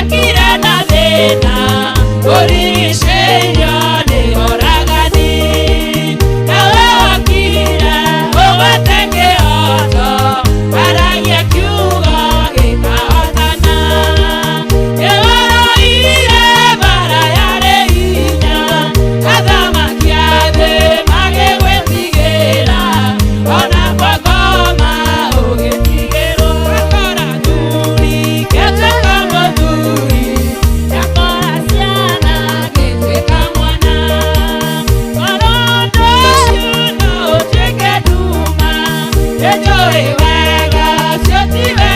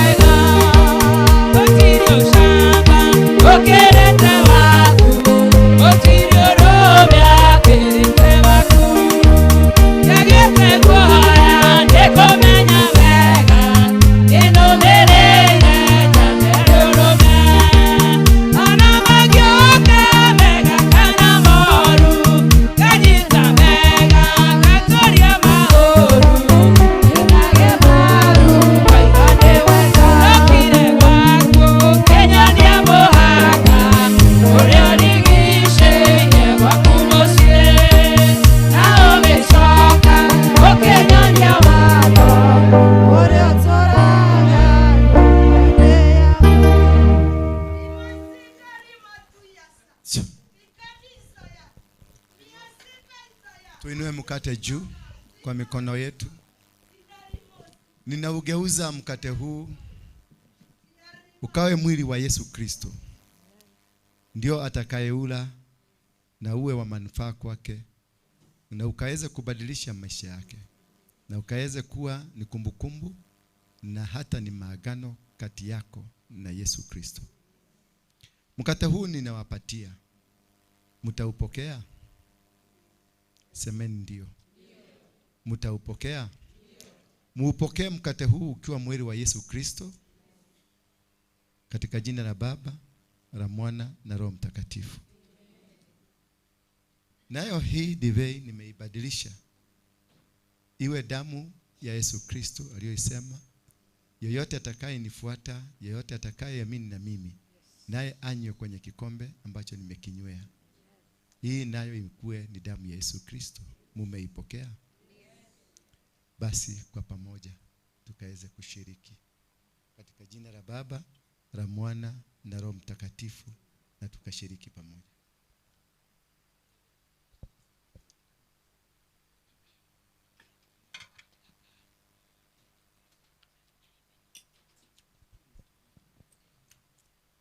Wacha na iwe kumbukumbu na iwe makumbusho ya kwamba kutoka leo yote ambayo yalikuwa yamekuzingiti yameondoka. Amen. Vita ambazo zilikuwa zimekuinukia zimeondoka. Amen. Maadui waliokuwa wamekupangia wameondoka. Amen. Katika mstari wa 13 Exodus 13 Biblia inasema ya kwamba maadui hawa ambao mlikuwa mkiwaona hamtawaona tena. Mungu amebadilisha. Mungu amebadilisha. Walikupangia kukumaliza, Mungu atawamaliza. Amen. Walikupangia kukuinukia, Yes. Mungu atawainukia. Amen. Walipanga ya kwamba hautafaulu tena, kutoka sasa utafaulu tena. Amen. Waliiba nyota yako imeregeshwa. Amen. Kwa jina la Yesu. Waliiba msingi wako umeregeshwa. Amen. Walichukua mume wako ameregeshwa. Walichukua mke wako ameregeshwa. Walichukua biashara yako imeregeshwa.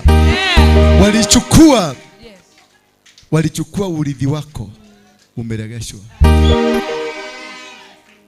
Na kama vile Mungu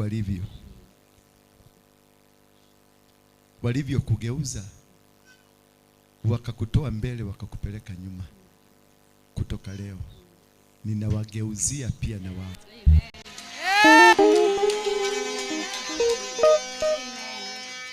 Walipanga kukumaliza, walipanga wanimalize, walipanga waniangushe, pia wao na wakaanguke. Na wakaanguke. Na wakasambaratike. Na wakaishi. Katika jina la Yesu Kristo. Hao maadui walioiba nyota zako, hao maadui waliokuharibia, unaenda wapi? Unaenda wapi? Hao maadui walioinuka wakaiba nyota ya mtoto wako, wakaiba biashara yako, wakaiba huduma yako, hivyo walivyofanya, Yes. naye Mungu akawatenda Kwa kwa jina la Yesu. wao ambao walikuwa wamepanga kumaliza huduma yako, kumaliza biashara yako, Yes. kumaliza ndoa yako, Yes. hivyo walivyofanya, Yes. nao wakalipishiwa na chochote walichokifanya.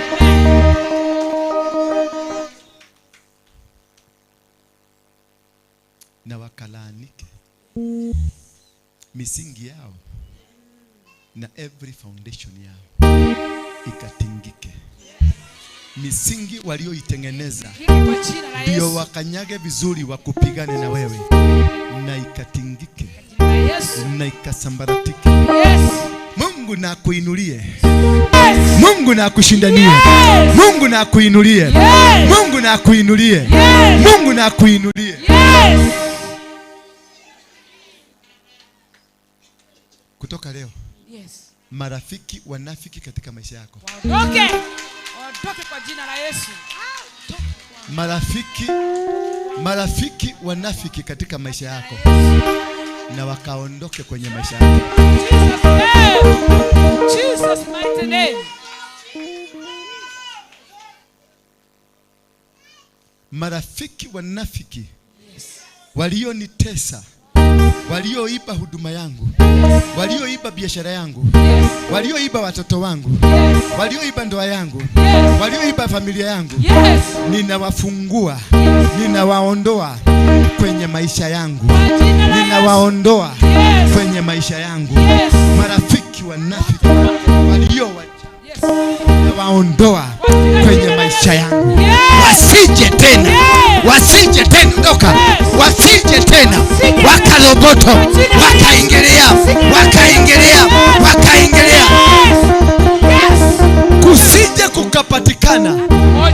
kusije kukapatikana, adui atakaingilia ndoa yako, biashara yako, boma yako, chochote waliiba na kiregeshwe, chochote waliiba na kiregeshwe, ninakufungua,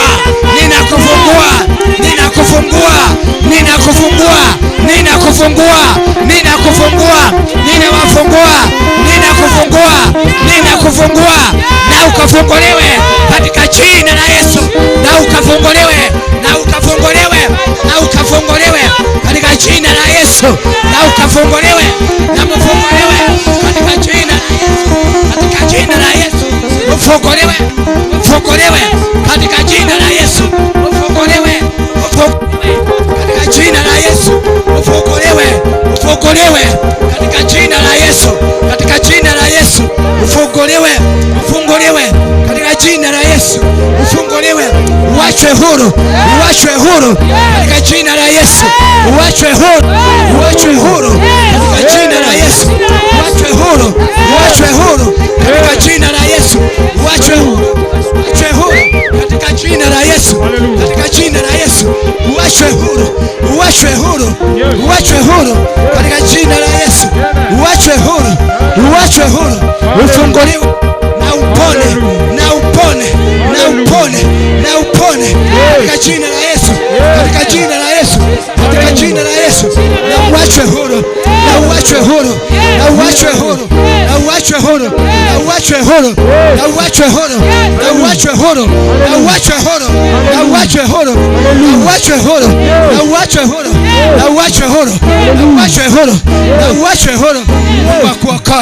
Mungu akubadilishie maisha yako na ikabadilike.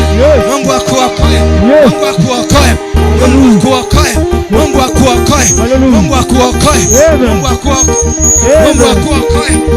akubadilishe, Mungu wa mbinguni akuokoe, Mungu wa mbinguni akuokoe, Mungu wa mbinguni akuokoe, Mungu wa mbinguni akuokoe, Mungu wa mbinguni akuokoe, akunasue, Mungu akuokoe, Mungu wa mbinguni akuokoe, Mungu wa mbinguni akuokoe, Mungu wa mbinguni akuokoe, akuletee uponyaji,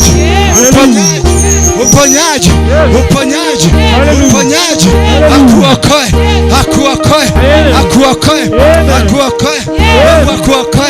Mungu akukumbuke, Mungu akuokoe, Mungu akubadilishie jina yako, Mungu akuokoe, uokolewe, usamehewe, Mungu akuokoe, Mungu akubariki,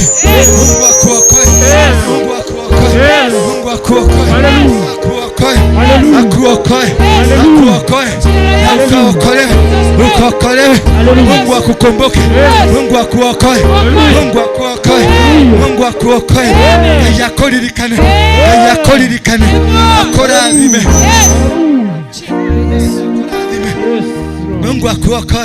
Mungu akuokoe, uradhimu, uhonoke, yakohonokie, yakorigitere, yakoririkane. Ngai yakoririkane. Ngai yakoririkane. Ngai yakoririkane. Koroerere. Ngai yakoririkane. Ngai yakoririkane. Ngai yakoririkane. Ngai yakoririkane. Ngai yakoririkane. Ngai yakoririkane. Ngai yakoririkane. Ngai yagoteithie. Ngai yakoririkane. Mungu akukumbuke. Huyu Mungu akukumbuke. Huyu Mungu akupende. Huyu Mungu akusaidie. Huyu Mungu akukumbuke. Huyu Mungu akukumbuke. Huyu Mungu akupatie rehema. Ngai yakoririkane. Ngai yakoririkane. Ngai yakoririkane. Ngai yakoririkane. Ngai yakoririkane. Ngai yakoririkane. Ngai yakoririkane. Mungu akukumbuke. Mungu akukumbuke. Kwa mwenye macho yako. Mungu akukumbuke. Akufungue macho yako na ukaone tena. Na ukaone tena. In Jesus name. Hallelujah, hallelujah, hallelujah. Hallelujah.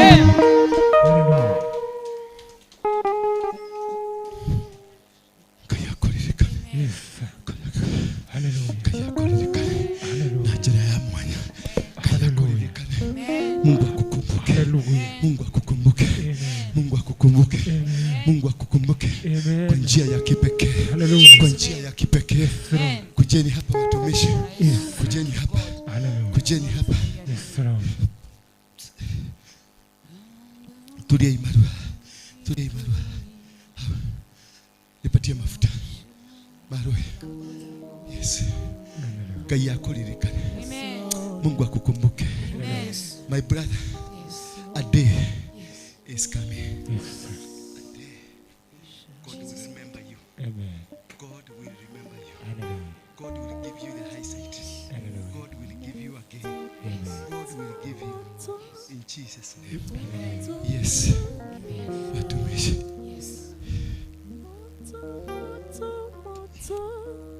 Moto nishukie kama siku ya Pentecost.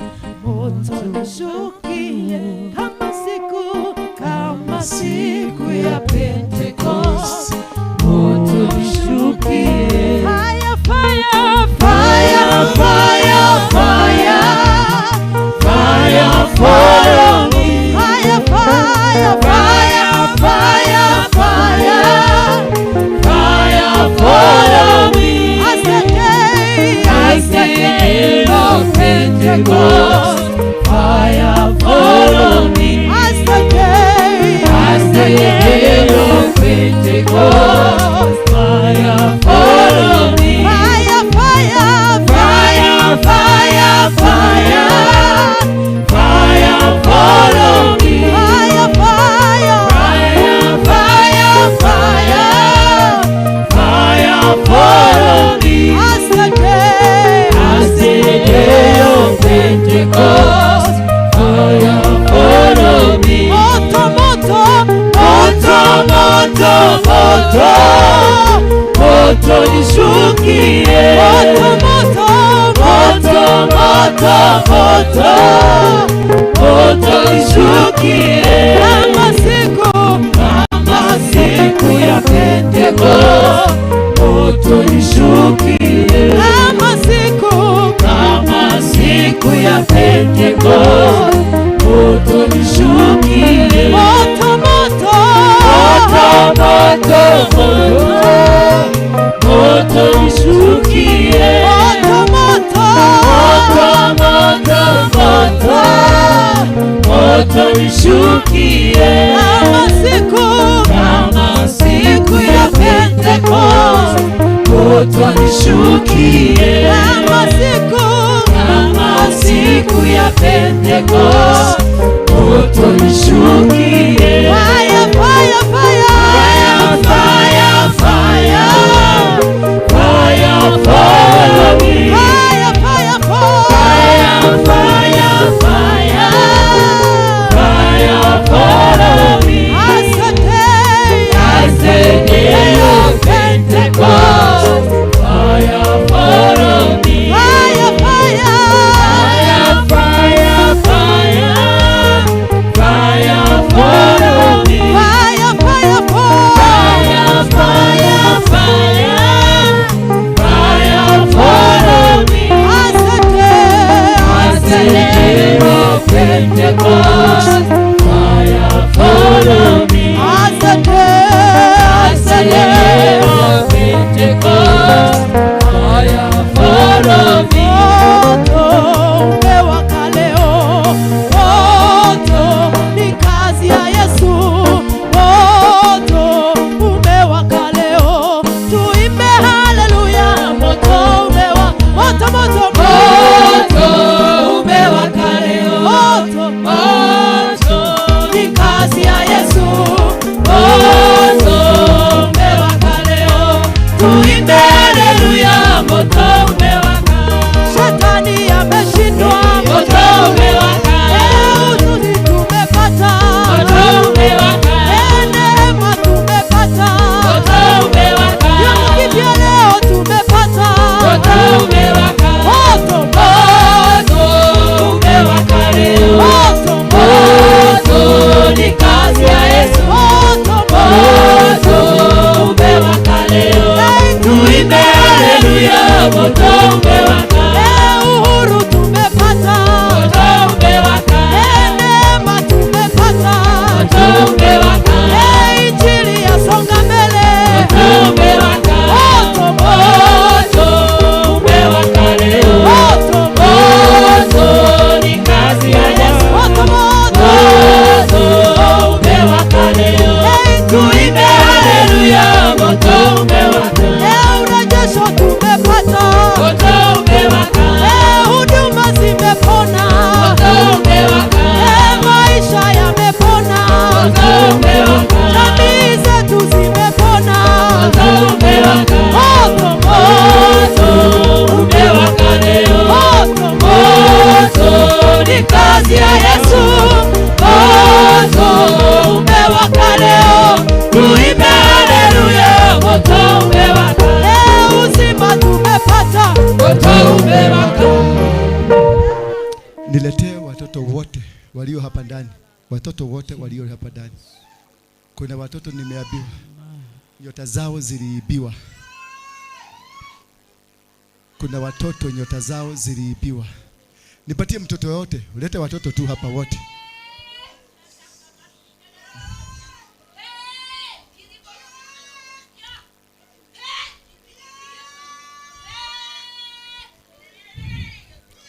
Holy Spirit, take control. Yes. We are in your house. Jesus. The house of our Lord Jesus Christ. Munaweza kukaa chini sasa. Munaweza kukaa chini. Keti. Muketi. Kila mtu aketi kwenye kiti chake. Sasa Ashes. Take care. Yes. Watoto wote waletwe. Yes. Walete. Yeah. Kujeni haraka. Yeah. Sikilizeni vizuri hapa. Ninachukua watoto hawa kama mfano wa watoto wengi ambao nyota zao zimeibiwa. Wengine wamepelekewa kukunywa bangi, wengine wanakunywa mihadarati, wengine wako kwenye pombe. Nyota za watoto ziliibiwa. Hata watoto wangu, watoto wako, watoto wa mwingine. Hawa wanaakilisha watoto wote katika taifa la Kenya. Amen. Na tunafungua taifa lote la Kenya. Amen. Watoto ambao wamepelekwa kwenye mihadarati. Watoto ambao wamepelekwa kwenye uvutaji wa bangi. Yes. Watoto ambao nyota zao zimeibiwa. Yes. Watoto ambao wamefanywa viwete. Yes. Wamerushiwa magonjwa hawajielewi. Kutoka sasa. Yes. Chochote ambacho kiliibiwa chako, yes, ninakiregesha. Chochote ambacho kiliibiwa, ninakiregesha. Ninakiregesha. Yes. Pokea tena baraka zako. Hallelujah. Watoto wote wa nchi yetu, watoto wote wa nchi ya Kenya, nyota zao na zingae. Nyota zao na zingae. Hawatakunywa pombe tena. Yes. Hawatakula mihadarati tena. Hawatakuwa watu hawajielewi tena. Hallelujah. In the mighty name of Jesus. Amen. Asante. Yes. wamefunguliwa. Kijana amefunguliwa. Kijana improvement yake ipatie 3 months from today. Ata change. Utashangaa. Mtoto atabadilika. Maisha yake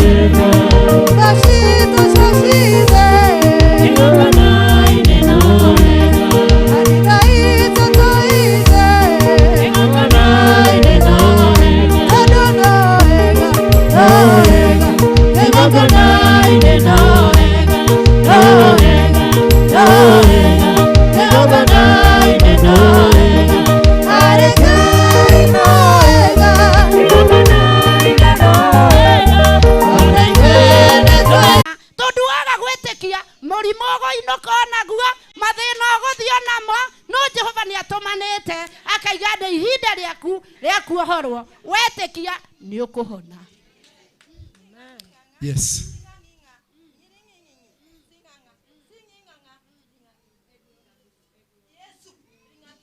Ate Jesu ari na aria metiketie hena vairo eraiyurio yaku ni aiyurio waga gwetikira kana gwathika roho wa Ngai arakwira na ihinda riaku ria kuinuka na murigo wa murimu waga gwetikia Ngai witu kuri aria mako no waga gwathika ukuinuka na murimu ni undu wa Thank you. Ashes, niondolee viti mpaka pale kwenye kamera.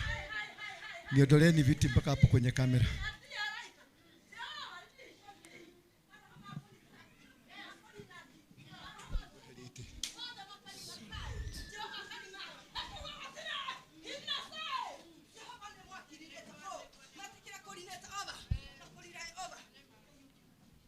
Amen. Mwathani Ngai aheo mwetekera kwerekereria ciugo iria ndungata ya Ngai arekereria wona wetikia tamenya ukuinuka wikitwo maundu mega ni tondu twerwo roho wa Ngai aratwarana na aria metikitie wona wetikia naguo roho uria turite ukuhinyiriirie ukuinuka naguo no wetikia ri ni kurugaruga tagacao ni tondu Jesu ni okite nigetha muhore ihinda ni riri. Amen.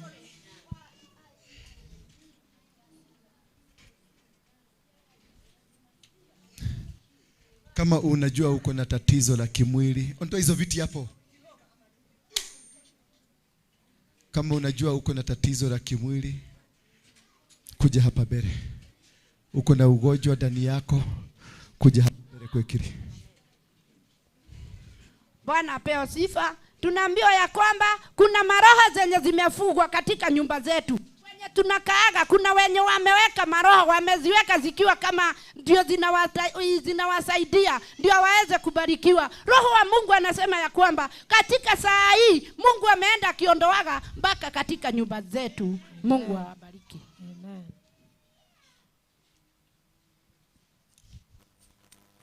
Unajua wewe ni mgonjwa, any type of disease, iwe ni cancer, iwe ni ukimwi, iwe ni mgonjwa aina yote ile uko nayo, ilete hapa. Bwana ananiambia ameteremuka, malaika wa uponyaji ameshuka. Hata kama wewe ni kipofu, kuja tu, Mungu anaweza kutenda. Mungu atatenda tu, just amini, Mungu huyo atakutendea.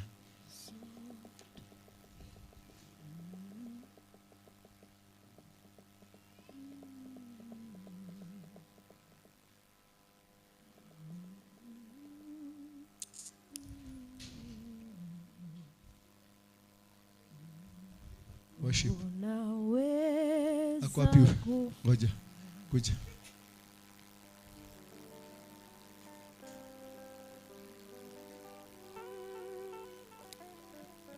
Tuongoze worship moja.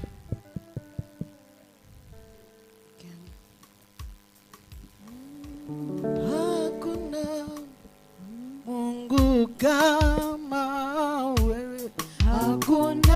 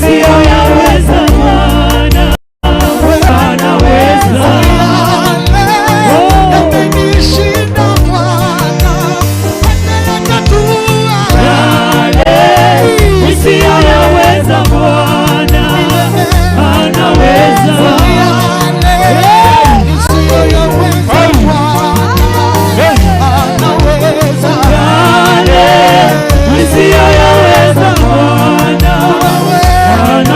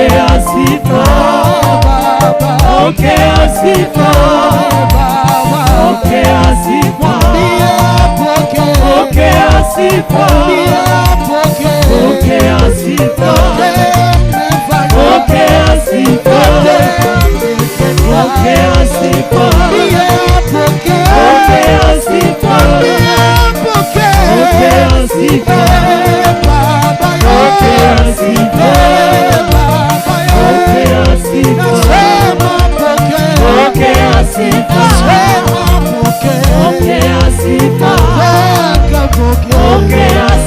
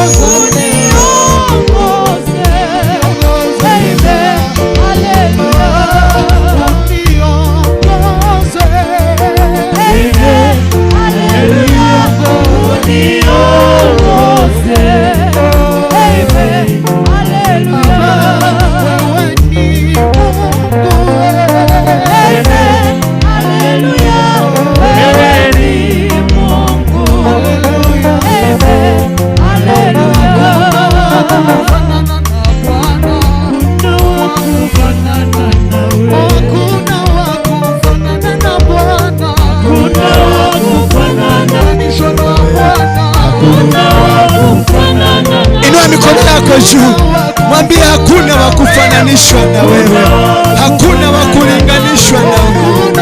Wewe tu ndio unastahili kuabudiwa, wewe tu ndio Mwokozi wa maisha yangu. Niwagereire Ngai, niwagereire sifa Bwana, sifa hakuna kufanana nawe. Sifa Bwana, sifa hakuna kufanana nawe. Kuabudu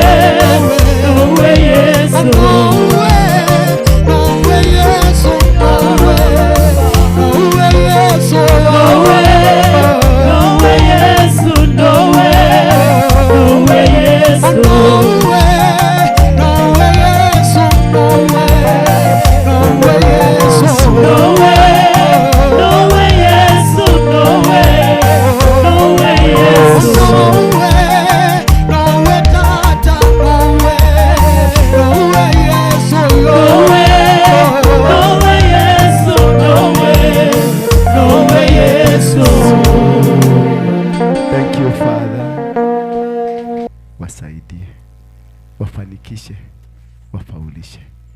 In Jesus name. Alikuwa fungua kabisa. Okay. Walete.